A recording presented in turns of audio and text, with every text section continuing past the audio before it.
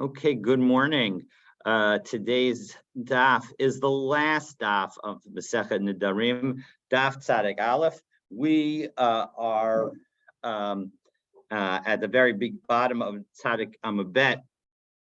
And in the Mishnah that we learned yesterday, we noted that originally the wife of a Kohen who said that she was raped, that she would be entitled to her ketubah, and she would go out and she would be able to marry anybody that she wanted, obviously other than a Kohen. And of course, again, remember that that's different than the law for somebody who's married to a Yisrael. If you're married to a Yisrael and God forbid something like that were to happen, then you would, then the couple would be able to remain married, but there's a special rule for a Kohen.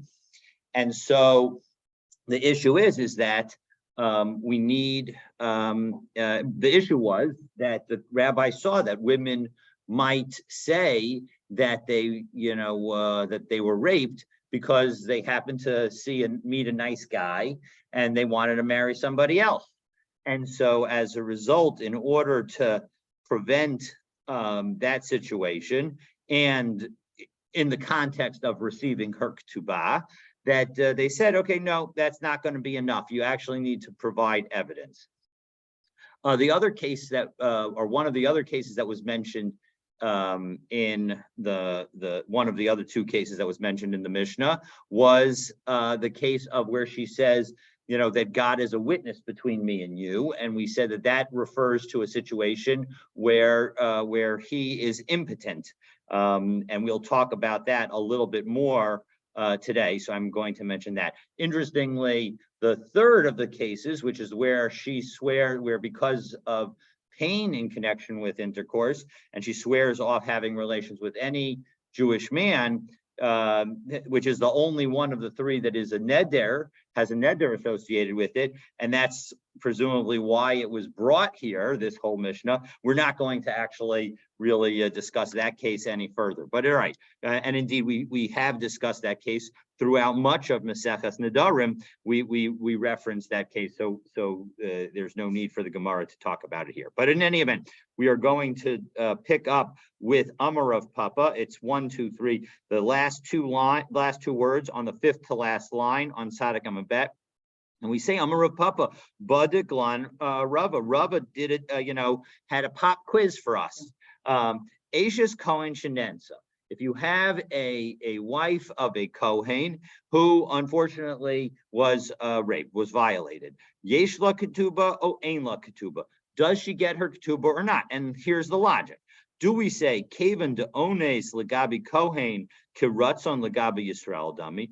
Do we say that since when it comes to a Kohen, we treat a woman who was ones, who was raped, just like a woman for a Yisrael, for a non-Kohen, we treat a willing participant in the marital affair, so in the extramarital affair, and so as a result, just as with the woman in the extramarital affair, she is divorced and she does not get her ketubah. So too, one might say, let's treat the wife of a Kohen who was violated, we'll treat her the same way. So, and therefore, ein la ketubah, o dilma matzi amrale. Or do we say that, no, look, she can say to her husband, the Kohen, ana ha-chazina. Well, from a practical perspective, I really should be able to continue to be married to you. I'm totally fit, because if you were a Yisrael, I would be able to stay married to you. And as we turn to Tzaddik Aleph Amud Aleph, v'gavra hu dinistachva sadehu, and you're the guy that is the one whose field became flooded. And as we saw throughout this, that we've seen, I think this phrase previously, I can't remember if it was also in Nedarim or only in Ksubas or Yevamos, but we've seen this phrase before, that it highlights the luck or bad luck associated with something happening, that it's as if it's your field that flooded. It's not my field that flooded. And so as a result, she should be able to get her ketubah. Now, if we take a look at the Tosos, the last Tosos on Tzaddik Amabet, very, very bottom of the page, literally the very, very bottom of the page, 2 lines up, Cohen, the Tosos asks an interesting question. So, Eishes Cohen Shenen, so Yesh Lektuba o Ein Lektuba. So, right, that's the fundamental question that we're asked. Does this woman receive a ketubah or not? And the issue is kashla haram. The perek nara shenit patata, that in perek nara shenit patata we saw that amrinan chayev liftosa. Right, in Maseches Ketubot we saw that a husband has an obligation to redeem his wife, and that is one of the obligations in the ketubah, that if God forbid she gets kidnapped, that he has to come rescue her. So im nishbes, if she gets captive. So Alma islach tanai ksuba. Don't we see from this that there is a tanai ktuba even in a case of rape? Because when a woman gets captured, we presume that unfortunately she has been violated.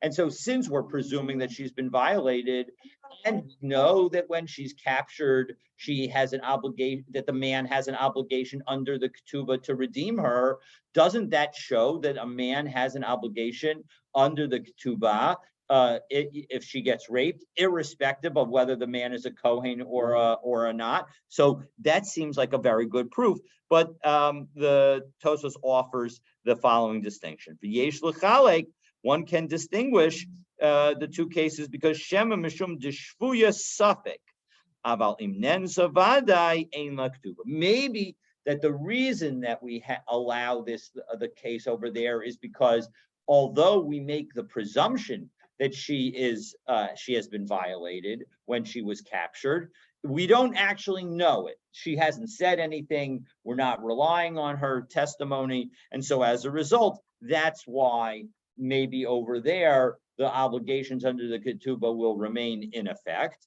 But here, where she's the one who says that she was violated, and so maybe that would be a different situation.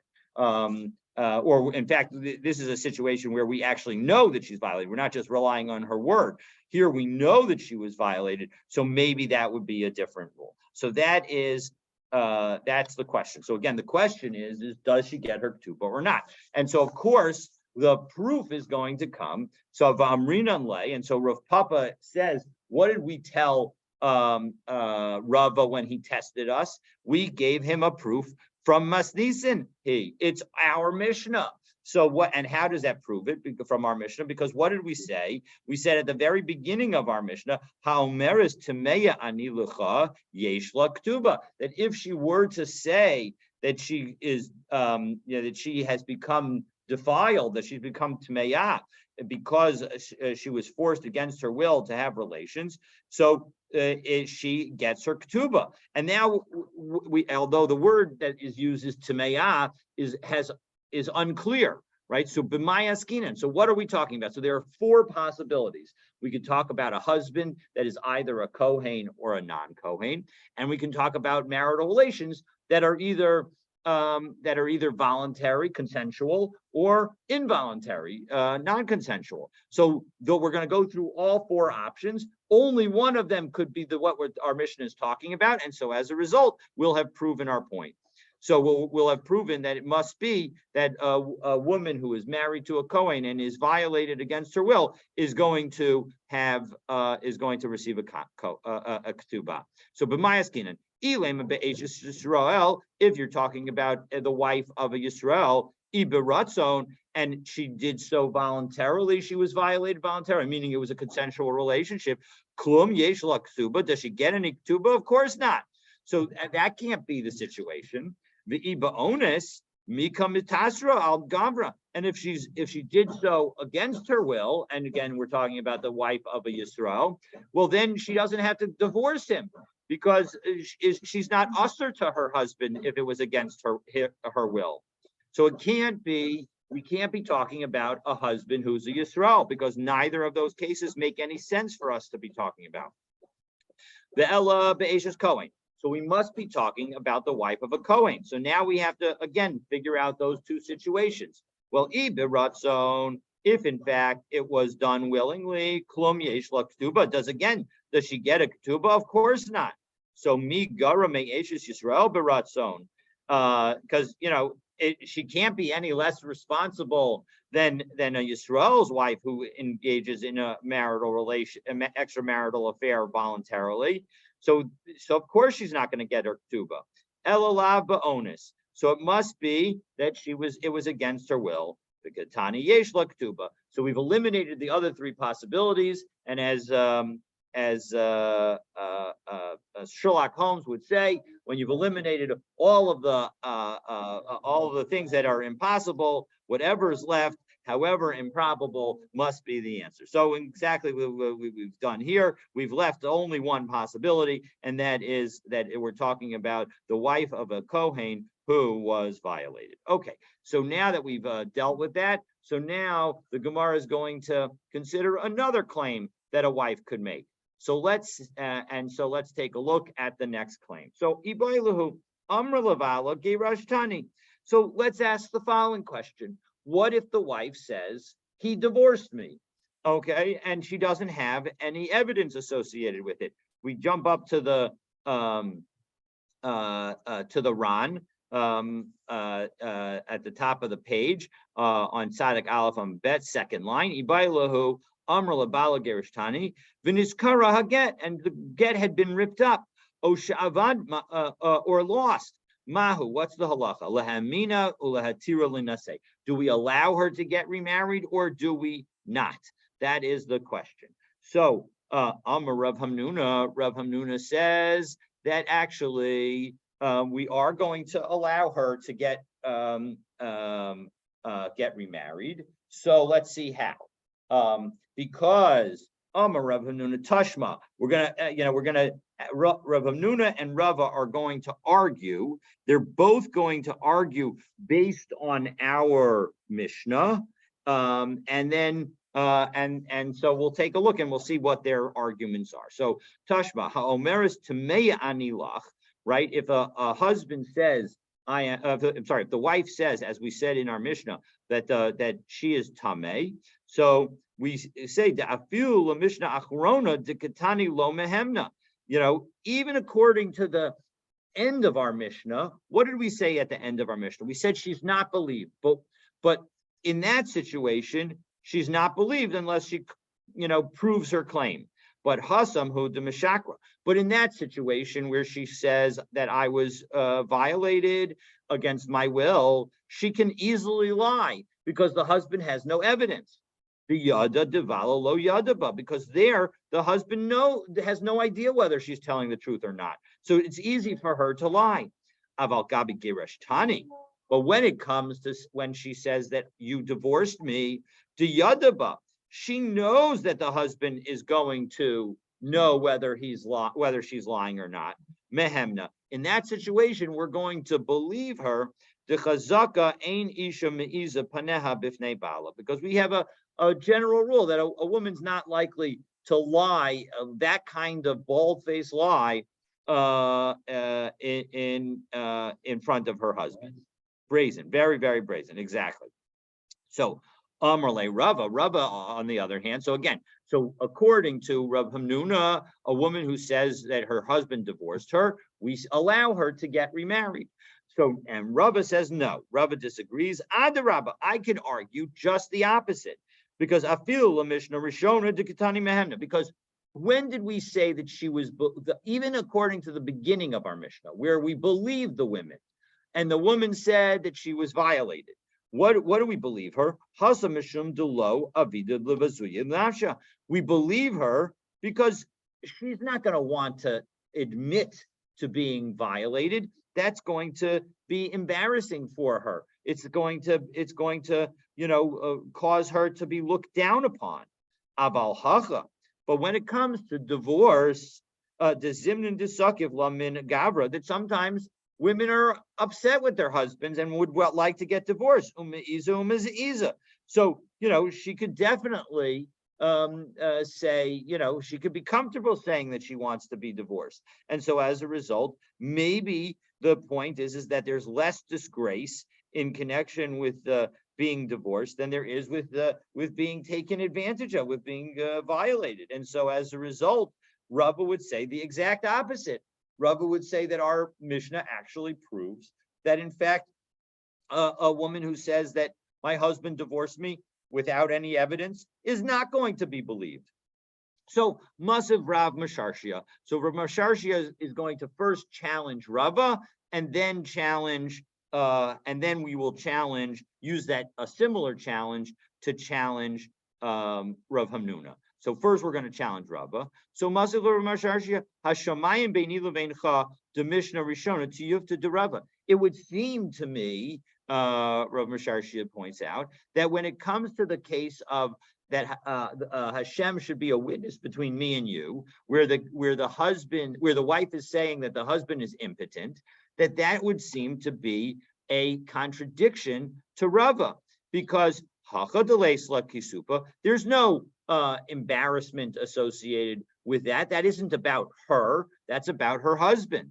And yet she was believed, right? So for Rava, the key element of belief is to be embarrassed, is that there should be some embarrassment. You don't need brazenness, you need embarrassment. According to Rav Hamnuna, you need to be obnoxious. You need to be in order to be believed. Meaning, it would have to be obnoxious of you to lie for you to be believed. So therefore, we say, well, you're not going to be obnoxious, and so as a result, we're going to believe you. So I don't understand. That seems to be a pretty good proof against Rava. So no, Kasava Rava could say the following: Hasam, when woman says that in fact heaven is between me and you, so Kavan delo sagila delo amra ein yorakachet. We ask her to get into the details. We tell her, okay, you say that he's impotent, but what is telling you that he's impotent?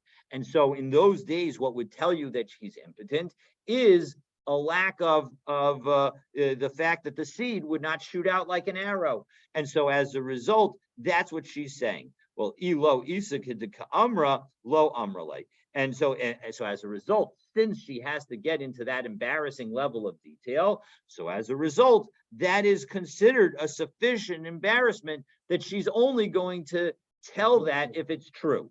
So again, just to highlight the difference between Rava and Rav Hamnuna, Rav Hamnuna says it focuses on the lie component and says, if in fact this were a lie, how obnoxious would she need to be? And so if she'd have to be very obnoxious, so we're going to say that in fact she's not being obnoxious, she's just telling the truth. On the other hand, Rava says, how much pain does she have to be in to say the words that she's saying, even if they are true? And focusing on what happened and saying that only if it's true and she's willing to go through that level of pain is she going to say something. So that's a key distinction between Rava and Rav Hamnuna. That Rava is focusing on the pain that she gets even by just saying the words, irrespective of whether they're true, and saying that that's evidence of their truthfulness. Whereas Rav Hamnuna focuses on whether, if the words were a lie, how painful would it be? It doesn't have to be painful at all for it to be. That's fair point. Okay, so in any event, so that is Rava's support for Rava's take, and so now we're going to challenge Rav Hamnuna. So Hashamayim beini leveincha, the Mishnah Achrona tehevei tiyufta de Rav Hamnuna. So we said that in the end, a woman is not believed in connection with the case of saying that her husband was impotent. And so Rav Hamnuna, however, says, what do you need? All you need is that if it's not true, it would be obnoxious, meaning the husband knows the truth and now and would know that the woman is lying, and so as a result, we're going to believe her. But I don't understand, right? Because in this case, the yada he uvala yada ba. So she knows, and the husband knows. The husband knows what kind of seed he has. So B'katani de lo mehemna, and yet we said in our Mishnah that she's not believed. Doesn't that contradict Rav Hamnuna? So Kasava Rav Hamnuna would say the following: Hachanami he gufa amra. Here as well, she could say to herself, Nehi de yada. Here, that when they come together, my husband knows about the fact that we had marital relations, but he may not understand what happens when the act is done. And so as a result, mishum haki mishakra, and so as a result, she would feel comfortable lying because the husband may not have a sense of what it takes for his seed in order to be successful. And so as a result, maybe therefore she could lie. And the Ran here notes what the halacha is. So do we paskin like Rav Hamnuna that the wife is believed about a get, or do we paskin like Rava that the wife is not believed? So will Inyan halacha kaimalan ke Rav Hamnuna. So if we look in the 1, 2, 3, 6, 9, 10, 11 lines up in the Ran, we'll just do the beginning of this Ran, that when it comes to the halacha, we say that the halacha is like Rav Hamnuna. That a woman who says that her husband divorced her, we are going to believe her. Okay, so now the Gemara is going to conclude, and the Maseches is going to conclude with 4 stories. 4 stories, and with that, we will say adieu for now to Masechet Nedarim, and God willing, we will be able to come back to Masechet Nedarim because I know. Yeah, okay. Well, tomorrow we're going to begin Masechet Nazir. So all right. Well, we'll miss you. All right. So we got a woman. Case number 1. A woman says the following: to call Yoma de Tashmish. Oh no, she's not saying anything. She's just this is what she's doing.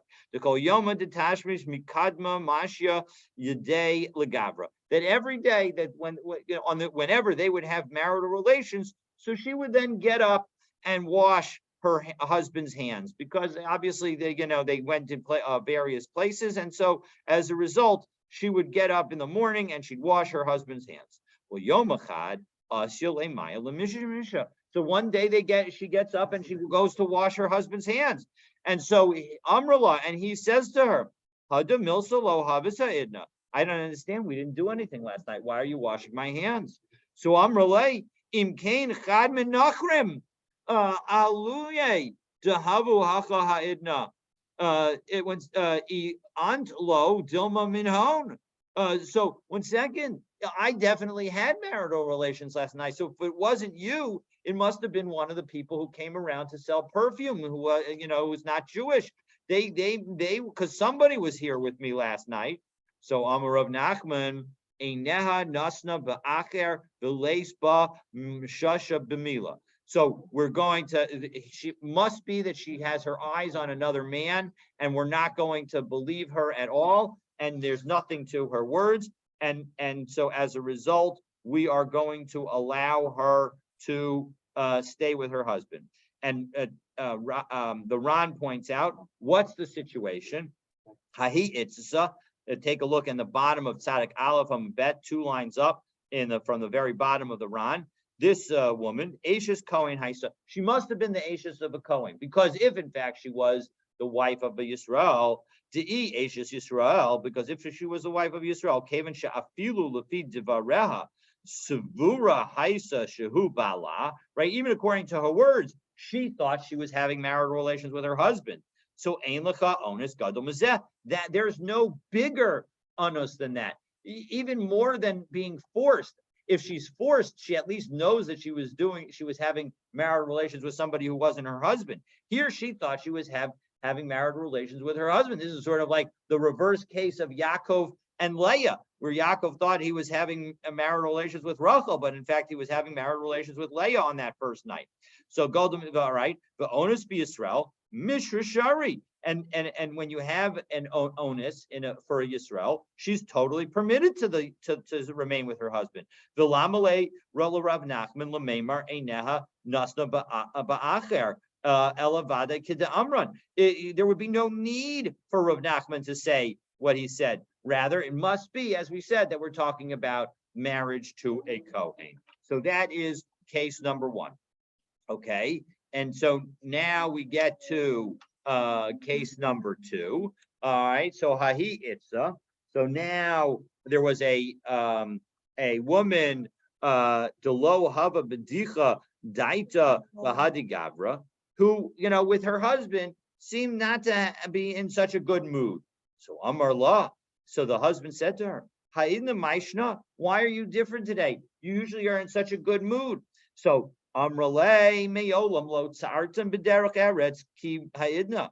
Because look, we have had marital relations, Baruch Hashem, many times, and I've never been in pain as a result. But last night when we did something, I was in pain. So Amar La, and he says to her, Lo havacha hada mulsa b'ha'idna. We didn't do anything last night. We didn't do anything this time. So Amrale im kain. Halan nachrin naftuye dehavu hacha ha'idna I antlo dilma chad min hon. Well, in second, there were these non-Jewish sellers of naphtha, this fuel type liquid that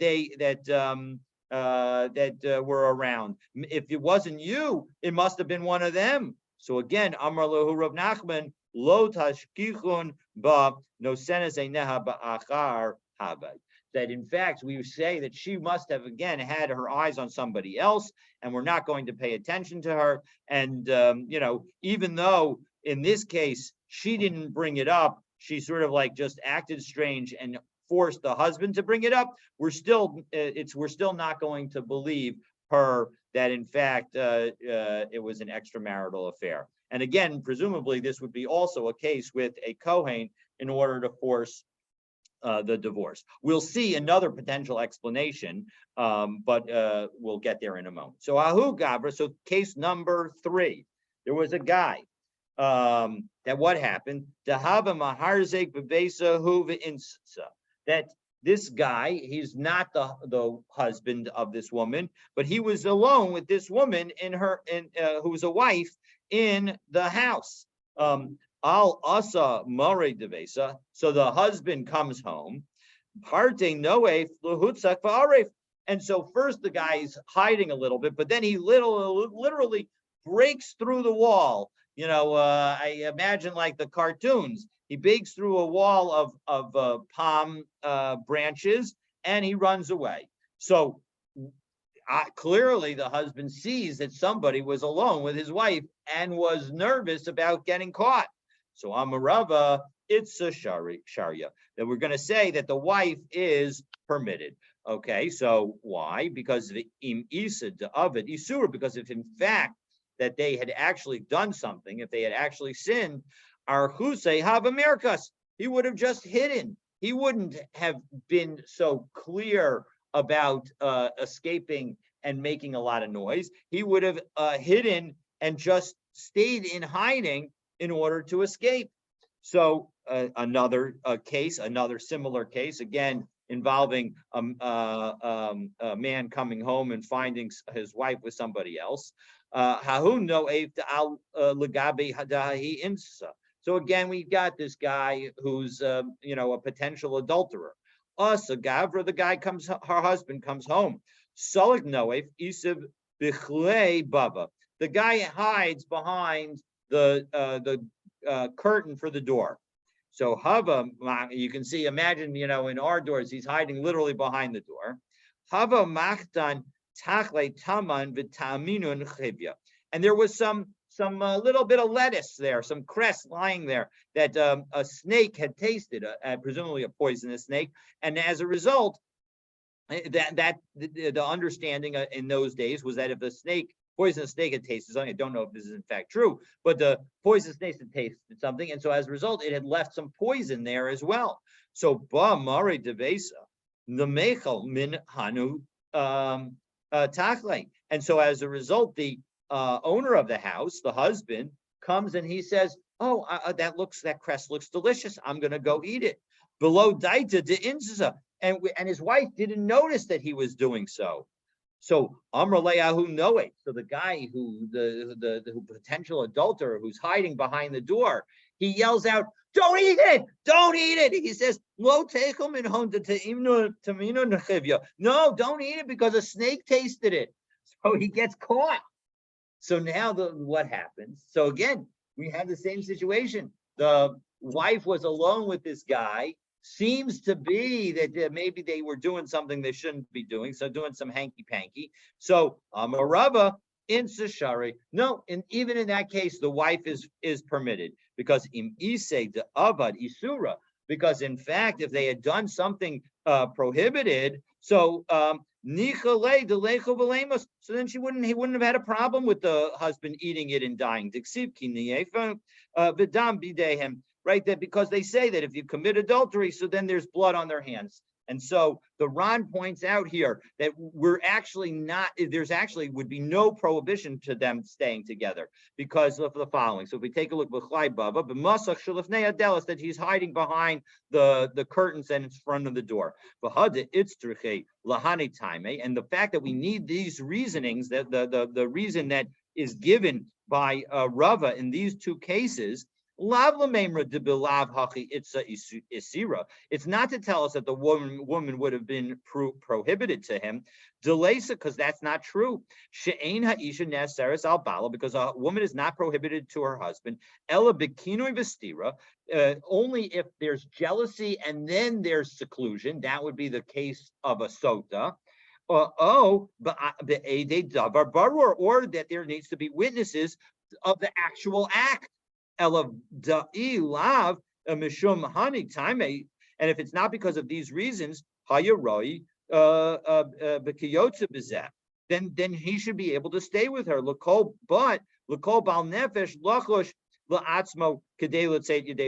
But we're worried that maybe he'll say, listen, I want to be very careful. This is too important. And as a result, I want to be strict on myself. And so what Rava is saying is even in that situation, you don't have to be strict. So the Gemara asks, as we conclude our Maseches, Pshita, isn't that obvious that an adulterer is going to let the husband poison himself so that he has the woman alone for himself? No, Isura of it. Look, he's doing something prohibited.